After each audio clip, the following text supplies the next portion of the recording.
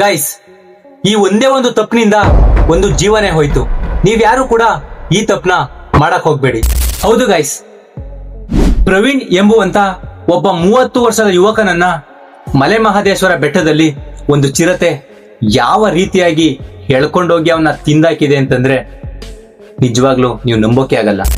ಪ್ರವೀಣ್ ಎಂಬುವಂತ 30 ವರ್ಷದ ಯುವಕ ಮತ್ತೆ ಅವನ 4 ಜನ ಫ್ರೆಂಡ್ಸ್ ಸೇರಿ ಮಂಡ್ಯದ ಚೀರ್ನಳ್ಳಿಯಿಂದ ಮಲೆ ಮಹದೇಶ್ವರ ಬೆಟ್ಟದ ಕಡೆ ಪಾದಯಾತ್ರೆಯನ್ನ ಹಮ್ಮಿಕೊಂಡಿರ್ತಾರೆ. ಅವರು ಪಾದಯಾತ್ರೆಯಲ್ಲಿ ಬರುವಾಗ ಮಧ್ಯರಾತ್ರಿ ಅವರಿಗೆ ಒಂದು ಚಿರತೆ ಕಾಣಿಸುತ್ತೆ. ಚಿರತೆ ಕಾಣಿಸಿದ ತಕ್ಷಣ ಅವರು ತುಂಬಾ ಭಯಭೀತರಾಗಿ ಚೆಲ್ಲಾಪಿಲ್ಲಿ ಆಗ್ತಾರೆ. ಚೆಲ್ಲಾಪಿಲ್ಲಿಯಾಗಿ ನಂತರ ಸುಮಾರು ಬೆಳಗಿನ ಜಾವ 6 ಗಂಟೆಗೆ ಮತ್ತೆ ಅದೇ ಚಿರತೆ ಅವರ ಕಣ್ಣಿಗೆ ಕಾಣಿಸುತ್ತೆ. ಕಣ್ಣಿಗೆ ಕಾಣಿಸಿದ ಸಮಯದಲ್ಲಿ ಉಳಿದಂತ 4 ಜನ ಕೂಡ ಪರಾರಿ ಆಗ್ತಾರೆ. ಆದ್ರೆ ಪ್ರವೀಣ್ ಎಂಬುವಂತವ್ರನ್ನ ಮಾತ್ರ ಆ ಚಿರತೆ ಅವ್ರ ಮೇಲೆ ದಾಳಿ ಮಾಡಿ ಅವರನ್ನ ಸುಮಾರು 200 ಮೀಟರ್ಗಳವರೆಗೆ ಅವರನ್ನ ಎಳ್ಕೊಂಡು ಹೋಗುತ್ತೆ.